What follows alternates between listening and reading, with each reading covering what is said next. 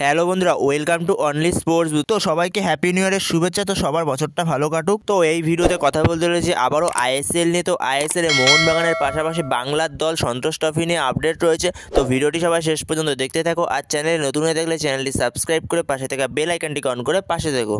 তো সেখানে কালকে সন্ধ্যে 7:30 থেকে সন্তোষ ট্রফির ফাইনালের ম্যাচ ছিল, যেখানে বাংলা দল এবং কেরালা দলের মধ্যে খেলা ছিল, যেখানে বাংলা দল কেরালা দলকে 1-0 গোলে হারিয়ে দেয় ফাইনালে। তো সেখানে বাংলা দলের জন্য খুবই বড় সুখবর, তারা সন্তোষ ট্রফির চ্যাম্পিয়ন হলো। তো সেখানে বাংলা দলের হয়ে গোল করেছে রবি হাজদার, তার একমাত্র গোলেই বাংলা দল জিতে গেছে, শেষ পর্যন্ত 1-0 গোলে জয়লাভ করেছে। তো সেখানে বাংলা দল সঞ্জয় সেনের আন্ডারে পুরো টুর্নামেন্ট জুড়ে দারুণ ফুটবল খেলেছে। তো শেষ পর্যন্ত তারা ট্রফিটা ঘরে তুলতে পেরেছে। তো সেখানে বাংলা দল সমর্থকদের জন্য নতুন বছরে একটা দারুণ গিফট উপহার দিল, কারণ বাংলা দলের কোচ সঞ্জয় সেন সে দুরন্ত ফুটবল খেলেছে সারা টুর্নামেন্ট জুড়ে বাংলা দলকে, তো অসাধারণ ফুটবল খেলেছে, তাই জন্য শেষ পর্যন্ত তারা চ্যাম্পিয়ন হতে পেরেছে। তো সেখানে খুবই ভালো লাগছে বাংলার ফুটবলের জন্য। তো সঞ্জয় সেন দারুণ একজন কোচ, তো তার জন্যই শেষ পর্যন্ত চ্যাম্পিয়ন হতে পেরেছে বাংলার দল। তার সঙ্গে টিমের পারফরমেন্স তো অনবদ্য ছিল। তো এরপরের আপডেট হচ্ছে মোহনবাগানকে নিয়ে। তো মোহনবাগানে গ্রেগ স্টুয়ার্টকে নিয়ে আপডেট রয়েছে। তো মোহনবাগানে গ্রেগ স্টুয়ার্ট সে পুরোপুরি ফিট হয়ে গেছে এবং সে পুরো দলের সঙ্গে অনুশীলন করছে। তো সেখানে গ্রেগ স্টুয়ার্ট নিজেই বলেছে যে আমি প্রথম থেকে খেলার জন্য প্রস্তুত রয়েছি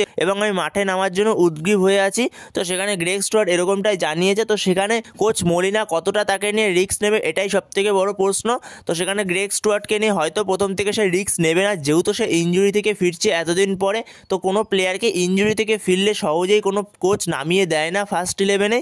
তো সেখানে হয়তো বা কোচ তাকে ফার্স্ট 11-এ স্টার্ট করাবে না। তো সেখানে যেহেতু হায়দ্রাবাদ ম্যাচ তুলনামূলক একটু সহজ প্রতিপক্ষ, তো সেখানে মাঠে কি হবে এটা বলা মুশকিল। তো মাঠে যে কোনো কিছুই হতে পারে। তো সেখানে দেখতে গেলে হায়দ্রাবাদ অনেকটাই সহজ প্রতিপক্ষ মোহনবাগানের কাছে। তো সেখানে মনে হয় না প্রথম থেকে রিস্ক নেবে মলিনা। সেখানে দেখা যাক শেষ পর্যন্ত মলিনা স্টার্ট করায় কিনা স্টুয়ার্টকে দিয়ে। তো এরপরের আপডেট হলো নরেন্দর গেহলটকে নিয়ে। তো নরেন্দর গেহলট, তার বয়স হচ্ছে 23 বছর, একজন সেন্টার ব্যাক, ভারতীয় সেন্টার ব্যাক। তো সে বর্তমান সময়ে উড়িষ্যা এফসির হয়ে খেলছে। তো সেখানে উড়িষ্যা এফসিতে সে ঠিকমতো গেম টাইম পাচ্ছে না। তো সেখানে এরকমটা শোনা যাচ্ছে কেরালা ব্লাস্টার্স এফসি তারা নরেন্দর গেহলটকে নেওয়ার জন্য আগ্রহী। তো উড়িষ্যা এফসির সঙ্গে নরেন্দর গেহলটের চুক্তি রয়েছে 31 মে 2025 অব্দি। তো তারপরে নরেন্দর গেহলটকে যদি নেয় তো তারপরে পুরো সে ফ্রি এজেন্ট হয়ে যাবে, তাকে কোনো রকম ট্রান্সফার ফ্রি দিয়ে নিতে হবে না। তো সেখানে উড়িষ্যা এফসি একটা কাজ করতে পারে। তো উড়িষ্যা এফসি তাকে উইন্টার ট্রান্সফার উইন্ডোতে ছেড়ে দিতে পারে। তো সেখানে যদি এই উইন্টার ট্রান্সফার উইন্ডোতে ছেড়ে দেয় উড়িষ্যা এফসি তাকে, তাহলে তারা কিছুটা পরিমাণ ট্রান্সফার ফ্রি পেয়ে যাবে, তাহলে উড়িষ্যা এফসির জন্য সেটা লাভ হবে। তো সেখানে দেখা যাক উড়িষ্যা এফসি শেষ পর্যন্ত তাকে ছেড়ে দেয় কিনা। তো পরে যদি এ বিষয়ে কোনো আপডেট পাওয়া যায় অবশ্যই তোমাদের সাথে শেয়ার করে দেবো।